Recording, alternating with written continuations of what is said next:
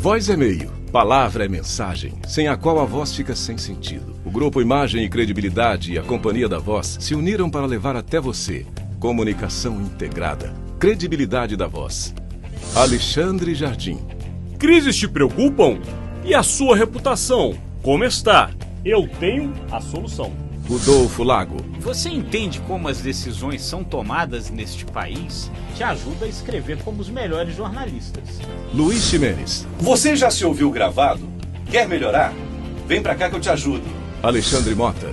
Sem saber qual caminho percorrer, te ajudo a estruturar sua empresa e seus projetos. Estevão Damásio. Use o poder do rádio e dos podcasts para passar a sua mensagem. Pode contar comigo.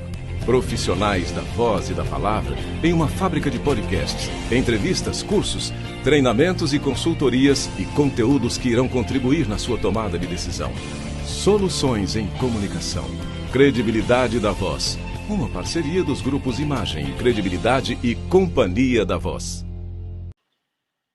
Olá, começa agora o JBR News desta quinta-feira, direto de Brasília. Dia 2 de dezembro, levando para você, pelo portal do Imagem e Credibilidade do Jornal de Brasília, a análise do fato que ocorre na capital federal, sempre levando em consideração os principais assuntos. Como o nosso tempo não é tão grande assim, temos que tentar resumir o que acontece hoje em Brasília. E o assunto principal continua sendo a votação da PEC dos precatórios ou proposta de emenda constitucional que tramita no Senado. Ontem, na CCJ, o assunto teve a sua conclusão. Hoje ele já está em plenário para ser votado e, ao que tudo indica, terá sua votação em primeiro turno com mais concessões por parte do governo, no caso, o relator da proposta, que é o senador Fernando Bezerra, de Pernambuco, para justamente tentar trazer para si ou para o governo federal os votos necessários para essa aprovação. Lembrando que é uma aprovação qualificada que necessita de 49 votos numa casa que tem 81 senadores, mas o governo já dá como certa essa aprovação em primeiro turno, sendo previsto a votação em segundo turno para a próxima terça-feira. Pode-se adiantar o processo. Se o Senado quiser, há no regimento possibilidades de se encurtar estes prazos, mas ao que tudo indica, a votação deverá ocorrer em segundo turno mesmo na próxima semana, é evidente, se concluir ainda nesta quinta-feira.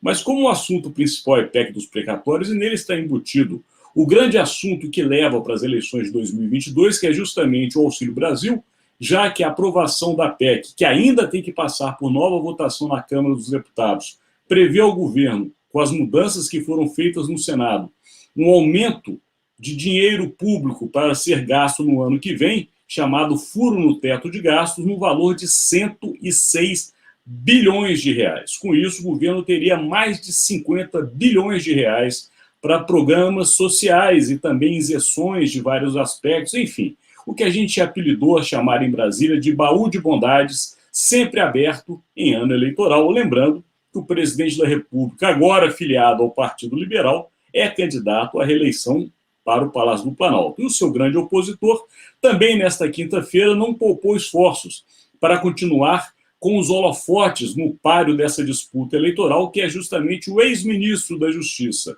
do governo Jair Bolsonaro e também juiz da Lava Jato, Sérgio Moro, que pelo partido Podemos é candidato à presidência da República e hoje resolveu revelar, segundo ele, uma atitude do presidente da República quando houve a decisão que acabou por libertar o ex-presidente do PT, o ex-presidente da República e do PT, Luiz Inácio Lula da Silva, da sua prisão na Polícia Federal em Curitiba.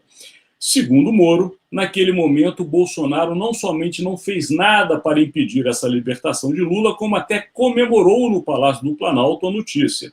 Porque Bolsonaro vê Lula como seu principal adversário, já que ele acha fácil ganhar de Lula, ainda que vá para um segundo turno. As pesquisas não demonstram isso, é bom que a gente ressalte. Mas hoje, o grande opositor de Bolsonaro é justamente quem veio da sua própria base, ou do seu próprio ninho, ou de um convite feito por ele mesmo, que é justamente Sérgio Moro. É Sérgio Moro que hoje disputa a eleição com Jair Bolsonaro e tende, com essas declarações como a de hoje, atacando o presidente, virar ele sim a primeira opção da direita e não mais o presidente. Ou seja, o que Moro e a sua estratégia de campanha imaginam é que ele pode ir à frente de Jair Bolsonaro numa decisão de segundo turno e ele sim vencer de Lula, e não Jair Bolsonaro, como imagina o próprio governo e o presidente da República.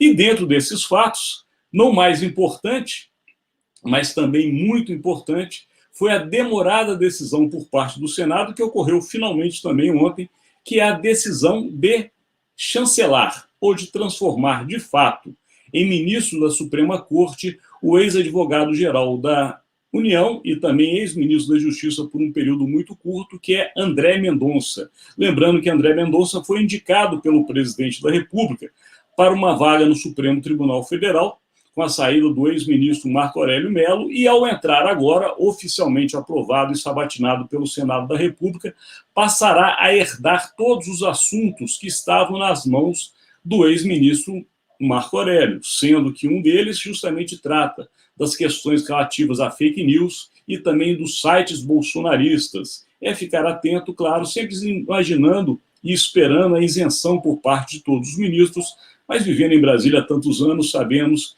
que aqui os vieses políticos acabam sempre contaminando algumas decisões. Não digo que esse será o caso. Mas esses são os assuntos que envolvem a capital federal nesta quinta-feira, juntamente com outro também muito importante, que é o posicionamento do presidente da Câmara, Arthur Lira, de se colocar totalmente à frente de uma defesa da liberdade ou da independência dos três poderes. Por que tudo isso?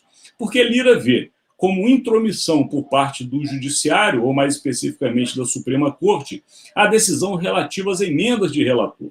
Lembrando que essas famosas emendas de relator, ou apelidada de orçamento secreto, possibilitou ao governo uma negociação muito grande para justamente aprovar esta PEC dos precatórios nos 2 turnos da Câmara.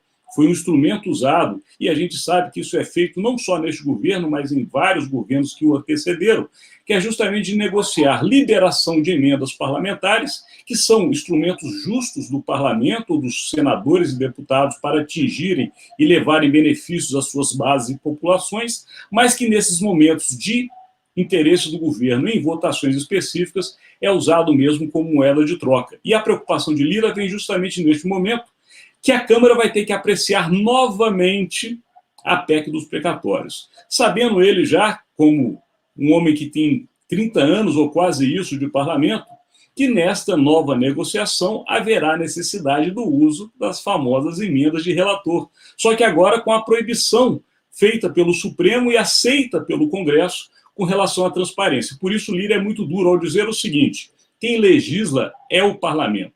Quem tem obrigação constitucional de cuidar do orçamento da União é o parlamento. Quem decide para onde vão as verbas e como irão é o parlamento. E o parlamento, segundo o próprio Lira, tem a chancela da população brasileira para assim agir e está respaldado pela Constituição. Então, ele quase que faz um ultimato ao Supremo que não entre mais nessa questão relativa ao orçamento, já imaginando, claro, que agora, na votação de segundo turno da Câmara, provavelmente na próxima semana ou na outra, esta necessidade será presente, ou seja, o instrumento das emendas parlamentares. O que fazer? Olhe como os assuntos, mais uma vez, se convergem num único tema, que é justamente a eleição do próximo ano. Justamente a questão da PEC dos precatórios, Auxílio Brasil, Lira brigando pela independência do parlamento, mas visando claramente o uso do orçamento como a base do governo hoje espera. E, claro, a ida de André Mendonça para o Supremo respaldam todo esse cenário que está sendo previsto para o ano eleitoral de 22. Aqui nós chegamos ao final, levando para você a informação do dia na capital federal e lembrando que estes conteúdos feitos pelo Imagem e Credibilidade com o Jornal de Brasília estão disponíveis no nosso canal do YouTube, o ICTV, também no site do Jornal de Brasília e no portal R7. E amanhã temos aquele JBR News especial de sextas-feiras, onde eu e Rodolfo Lago juntos analisamos os principais fatos ou o principal fato da capital federal nesta semana. Muito obrigado pela sua presença e o aguardamos amanhã. Um abraço.